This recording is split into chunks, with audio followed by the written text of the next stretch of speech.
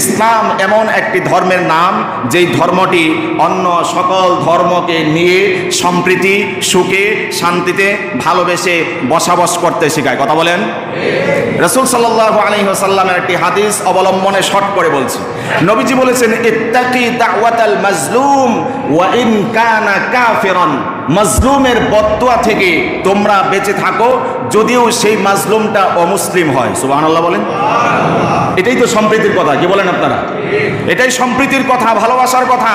কোন মাজলুম সে যদি অমুসলিমও হয়, তোমার প্রতিবেশী হয়েছে কি হয়েছে, অমুসলিম হয়েছে কি হয়েছে, অন্য ধর্মাবলম্বী কি হয়েছে কি হয়েছে, কষ্ট দেওয়ার সুযোগ আছে নাকি?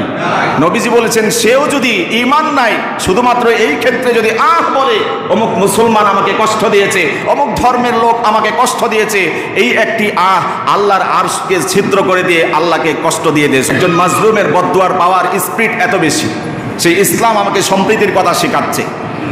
ইত্তাকি দাওয়াতাল মাজলুম ওয়া ইন কানা কাফিরান। যদি সে অমুসলিমও হয়, তারপরেও তার অভিশাপ, বদদুয়া, অভিযোগ থেকে বেঁচে থাকো, কারণ ফাইন্নাহু লাইসা দুনাহা হিজাবুন।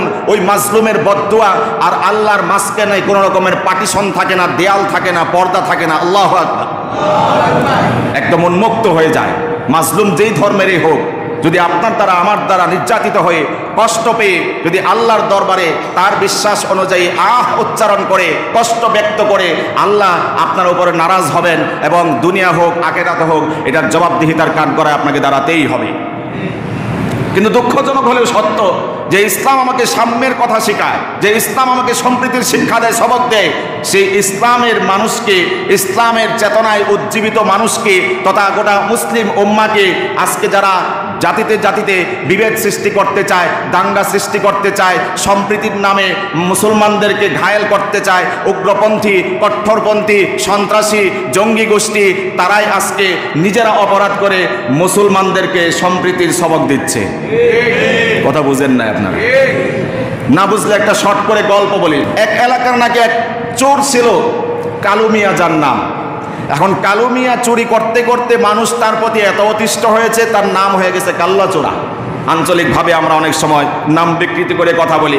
অতিষ্ঠ জনগণ, মামলার পর মামলা তার নামে হয়েছে। এটা বাস্তবতা থাকতে হবে এমন না, গল্প তো গল্পই, গল্পের মধ্যে শিক্ষা থাকে। এটা হাকিকত বা বাস্তবতা থাকতে হবে এমন নয়। তো অনেক মামলা তার নামে হয়েছে, কিন্তু কেউ তার চেহারা চিনে না, আসলে কাল্লা চোরাটা কে এটা কেউ চিনে না। তা একদিন কাল্লাচোরা ভদ্র মানুষের রূপ নিয়ে আত্মপ্রকাশ করেছে এক ব্যবসায়ীর কাছে দোকানে। এসে দেখে দোকানদার হিসাব নিকাশ করছেন, টাকা পয়সার টাকা গুনছেন। কাল্লাচোরা তার কাছে এসে বসলো আর বলল যে তুমি যে টাকা গুনতেছো দিন দুপুরে, কাল্লাচোরা যদি দেখে তাহলে তো তোমার এই টাকাগুলো চুরি করে নিয়ে যাবে। এই কথা কে বলতেছে? কাল্লাচোরা বলতেছে। কাল্লাচোরাই বলতেছে এই টাকাগুলো যে গুনতেছো কাল্লাচোরা দেখলে তো নিয়ে যাবে। তখন সে বলল, আমার সামনে থেকে কাল্লাচোরা টাকা নিয়ে দিবে, কিভাবে নিবে? এটা কি সম্ভব নাকি? সামনে থেকে টাকা নিয়ে নেয় কিভাবে আবার? তখন কাল্লাচোরা চান্স পেয়েছে, বলছে যে কিভাবে নিবে আমি তোমাকে বোঝাচ্ছি। প্রথমে দাঁড়ানো থেকে তোমার কাছে এসে এভাবে বসবে, বসার পরে তোমার থেকে টাকাটা এইভাবে নিবে, নেওয়ার পরে টাকাটা পকেটে ঢোকাবে, তারপরে এইভাবে দৌড় দিবে। কথা বুঝেন নাই? কাল্লাচোরা কৌশলে এখান থেকে সে চুরি করে দিল দৌড়। এখন সেই ব্যবসায়ী ব্যক্তি হুশ চেতন ফিরে এসেছে যে না, এই তো কাল্লাচোরা আমার টাকাগুলো নিয়ে দৌড় দিচ্ছে। তখন দোকানদার চিৎকার করা আরম্ভ করলো যে কাল্লাচোরা টাকা নিয়ে পালাইতেছে, আমার কাল্লাচোরা টাকা নিয়ে পালাইতেছে। এই চিৎকার যখন চেঁচামেচি শুরু হয়ে গেল, তখন আশপাশের যত দোকানদার ছিল, ব্যবসায়ী, শ্রমিক যারাই ছিল, সকলে জড়ো হলো এবং কাল্লাচোরাকে ঘেরাও করে ফেললো। কেউ তো কাল্লাচোরাকে চিনে না। কাল্লাচোরা সকলের ব্যারিকেডের ভিতরে পড়ে। এবার কাল্লাচোরা বলতেছে যে কাল্লাচোরা পালাইতেছে, কাল্লাচোরা টাকা নিয়ে পালাইতেছে, কাল্লাচোরা টাকা নিয়ে পালাইতেছে। এই কথা কে বলতেছে? কাল্লাচোরা নিজেই বলতেছে। কেন বলতেছে? যাতে নিজে চুরির অপবাদ থেকে বাঁচতে পারে। কথা বলেন। সে নিজে চুরি করে নিজেই বলতেছে ওই যে চোর যাইতেছে, চোর যাইতেছে।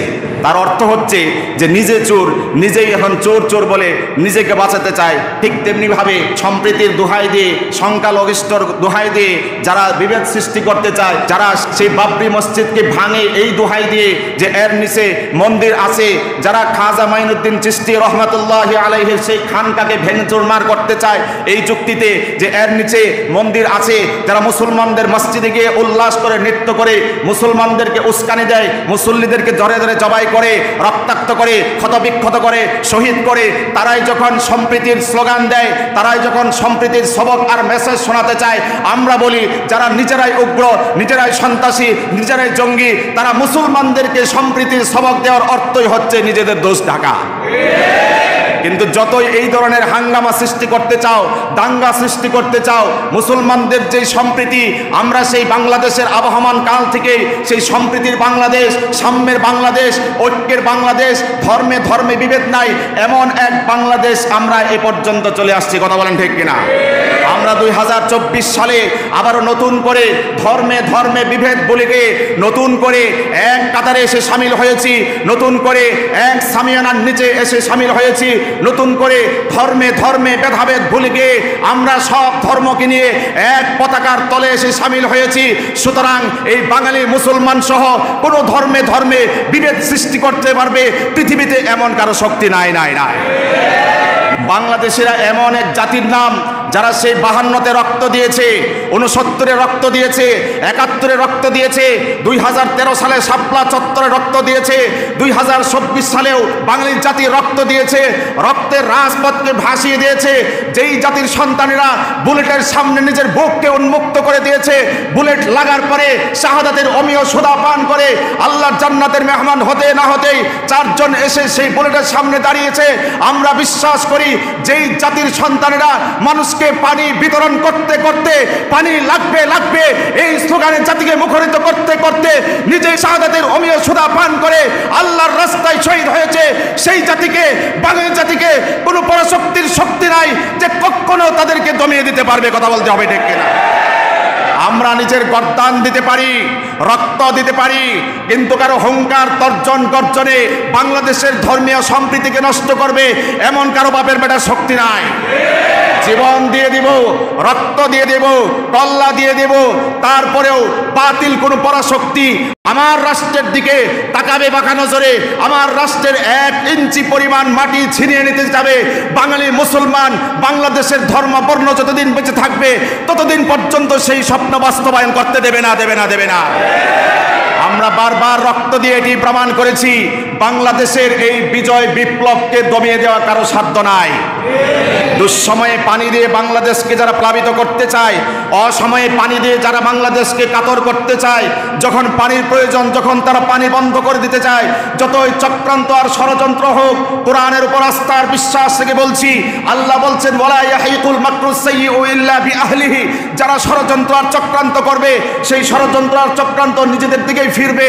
আমরা সেই চেতনায় উজ্জীবিত হয়ে, ঈমানি চেতনায় বলিবান হয়ে, দেশ প্রেমে মত্ত হয়ে আবারও বলছি, বাংলাদেশের ইঞ্চি পরিমাণ মাটি কোনো বিদেশি শক্তির হাতে আমরা তুলে দিতে পারি না, পারি না, পারি না। বাংলার কিশোর তরুণ যুবকেরা সেই 52, 69, 71 পাড়ি দিয়ে, 2013 সাল পাড়ি দিয়ে, বিডিআর বিদ্রোহ পাড়ি দিয়ে, আবরার ফাহাদের রক্তকে বিসর্জন দিয়ে 2024 সালে সব ধর্মের, সব শ্রেণীর, সব মহলের ব্যক্তিরা রক্ত দিয়ে প্রমাণ করেছে লাল সবুজের পতাকা কিয়ামত পর্যন্ত সমুন্ন থাকবে।